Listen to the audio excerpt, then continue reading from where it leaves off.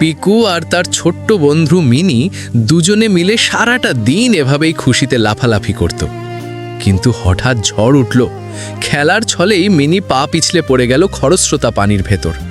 পিকু হাত বাড়িয়ে তাকে ধরতে চাইল, কিন্তু স্রোতের টানে মিনি অনেক দূরে চলে যাচ্ছিল। পিকু বুঝল সে পাগলের মতো দৌড়ে মেন রোডে মানুষের সাহায্য চাইতে গেল। রাস্তায় সে এক উদ্ধারকর্মীকে পেল। তার প্যান্ট ধরে টেনে পিকু বোঝাতে চাইল তার বন্ধু বিপদে আছে। মানুষটি পিকুর ভাষা বুঝল। দেরি না করে পুরো টিম নিয়ে তারা ছুটল মিনির খোঁজে। সেখানে পৌঁছে তারা দেখল মিনি ডুবছে। পিকু নিজেই সাহসের সাথে দড়ি বেয়ে নিচে নামল। মৃত্যুর মুখ থেকে সে জাপটে ধরল তার প্রিয় বন্ধুকে। এই বাঁধন সে কিছুতেই আলগা হতে দেবে না। ধীরে ধীরে তাদের অপরে তোলা হলো। পিকু প্রমাণ করল, বন্ধু ছোট হোক বা বড়, ভালোবাসার জোর অনেক। ডাঙায় উঠে পিকু মিনিকে বুকে জড়িয়ে ধরল।